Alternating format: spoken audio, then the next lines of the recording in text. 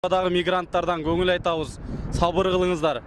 Биз сиздер менебиз. Жүрөгүбүз сиздер деп ооруп турат Москвада. Биздин ардактуу президентибиз Сооронбай Шарипович ушул жалпы мекендештерибиздин кайрылуусун четке какпай, кайдыгер карабастан чечип берет деген ойдобуз. Жүк артынып жүрсөк дагы чет элде жүрөгүбүз согуп турат мекенге.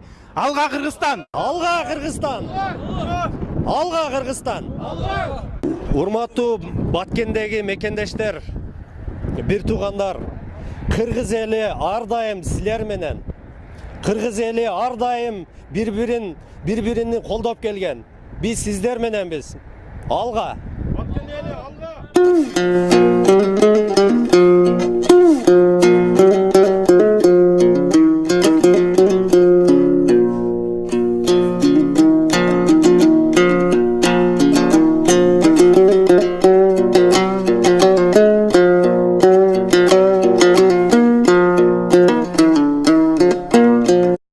Саламатсыздарбы, урматтуу Баткабар каналынын катталуучулары. Бүгүнкү видеороликте сиздерге Москва шаарындагы мекендештерибиз, патриот жигиттерибиз Баткенде болуп жаткан окуяга жөн гана көз салуу гана отурбастан президентке кайрылуу жолдошкон.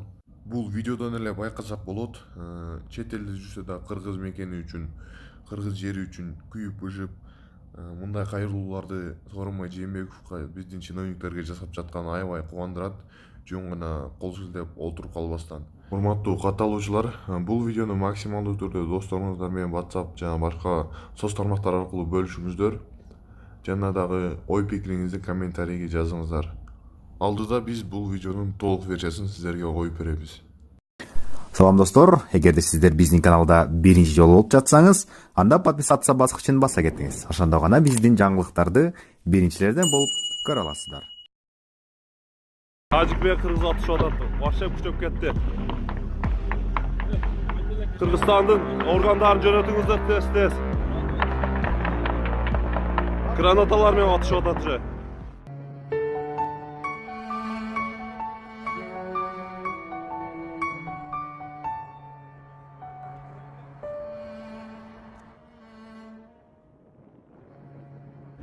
Ассаламу алейкум, мекендештер, бир туугандар. Кечеги видеолорду көрүп атабыз, Баткенде болуп өткөн окуяларды. Ошолордун артынан кичине кайрылуу жасайлы дедик эле. Кыргызстандагы мекендештерге, бийликте отургандарга баарына ушу кайрылат элек. Москвадан кайрылуу.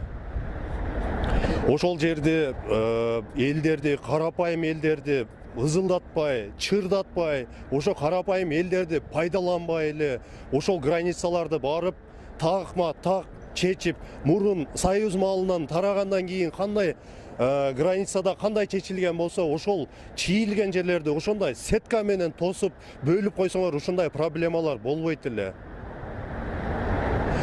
Урматтуу Сооронбай Жээнбеков, сизге да кайрылат элем. Ушу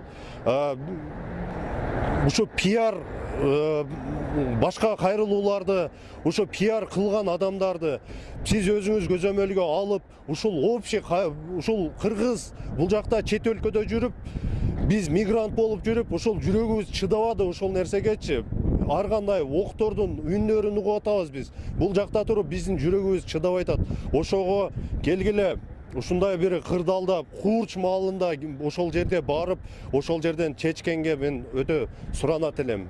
Ошол бийликте отургандарга, атка минерлерге келиңиздер, ошол жерге барып, кичине болсо дагы тактап, чечип, хотя бы кичине болсо дагы бир сетка менен тосуп бериңиздер.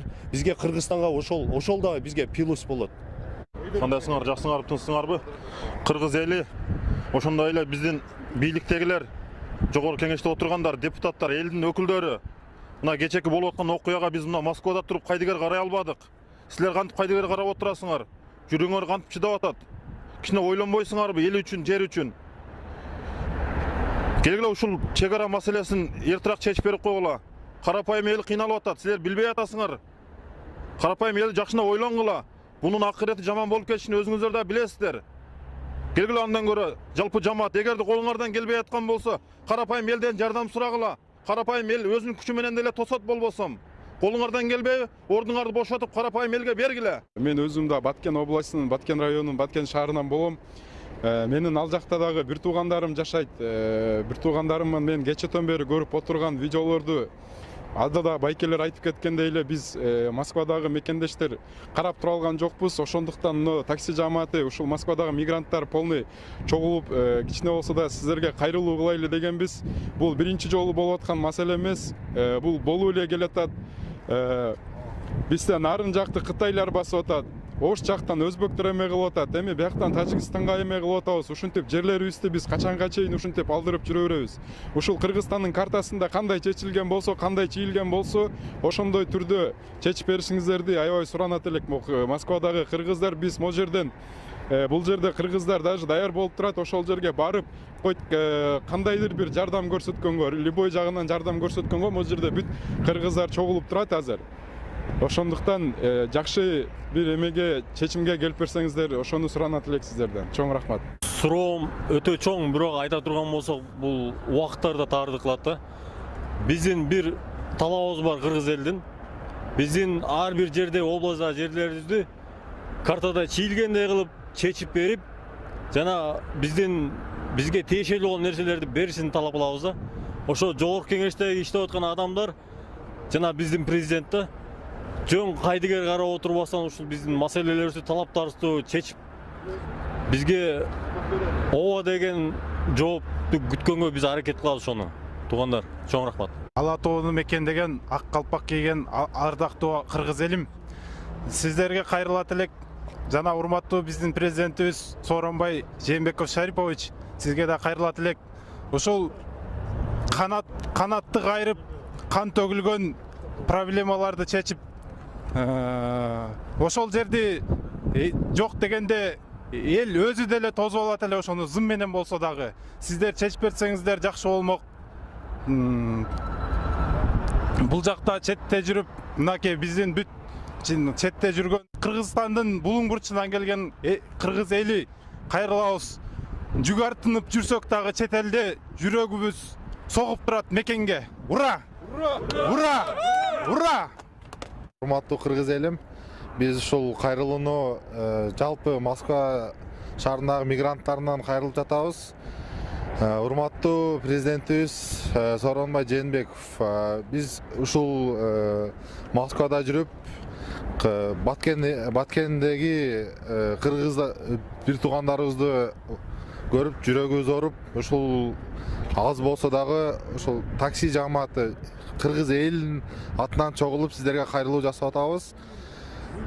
Ушул чек ара маселеси, эң негизгиси чек ара маселесин бизге чечип берип, ошол жакта кыйналып аткан кыргыз элибизге кайдыгер карабай эртерээк чечип бериңиздерди биз суранабыз. Ошондой эле Сооронбай Шарипович, эмне тоскоол болуп атат? Ошо чек араны тактаганга эмне тоскоол болуп атат? Өзбекстандан эмне кемчилдигибиз бар? Жарылып айтып кеткилечи, жогорку кеңеште отурган депутаттар, эл өкүлдөрү эмне тоскоол болуп атат? Мисалы үчүн Өзбекстан бир жакшына кылып тосуп койгон, Казакстан тосуп койгон.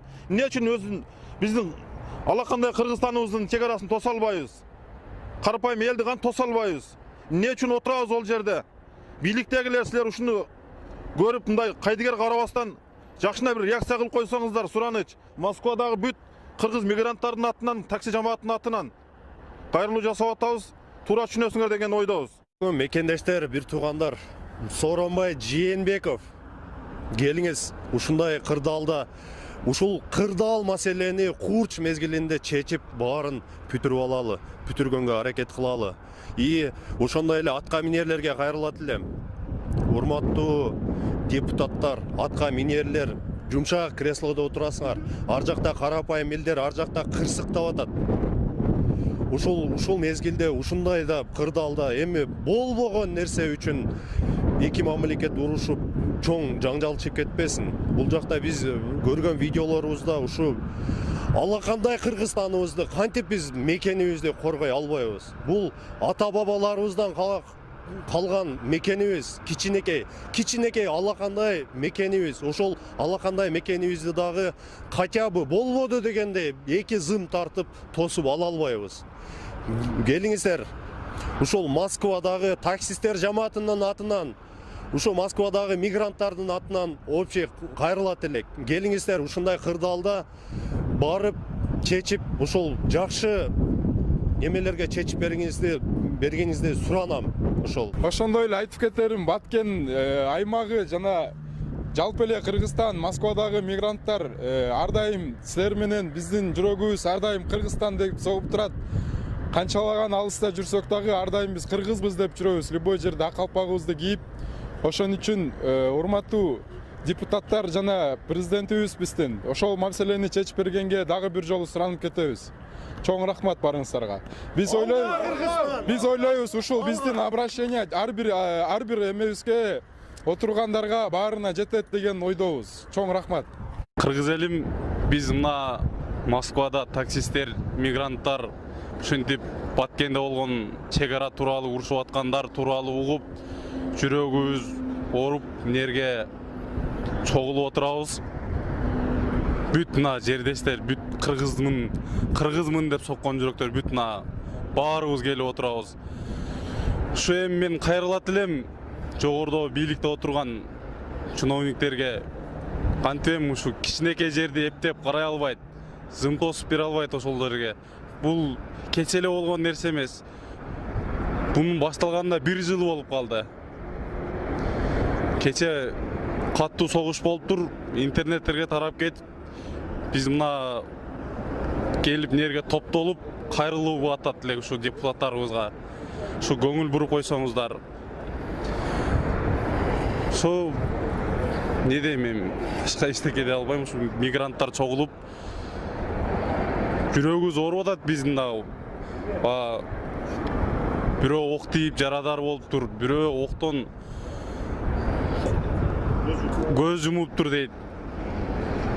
Эми агабыз мекенин коргойм деп ошол жерге барып ошондой нерсе болуп атат да. Жогорудагылар отурат, бир нерсени чече албай. Сабыр бир туугандарына, ошо агабызга, бир туугандарына, ата-энелерине, бала-чакасына Москвадагы мигранттардан көңүл айтабыз. Сабыр кылыңыздар. Биз сиздер менебиз. Жүрөгүбүз сиздер деп ооруп турат Москвада. Биздин ардактуу президентибиз Сооронбай Шарипович ушул жалпы мекендештерибиздин кайрылуусун четке какпай, кайдыгер карабастан чечип берет деген ойдобуз. Жүк артынып жүрсөк дагы чет элде жүрөгүбүз согуп турат мекенге. Алга Кыргызстан! Алга Кыргызстан! Алга Кыргызстан! Урматтуу Баткендеги мекендештер, бир туугандар, Кыргыз эли ар дайым силер менен. Кыргыз эли ар дайым бири-бирини колдоп келген. Биз сиздер мененбиз. Алга! Баткен эли алга!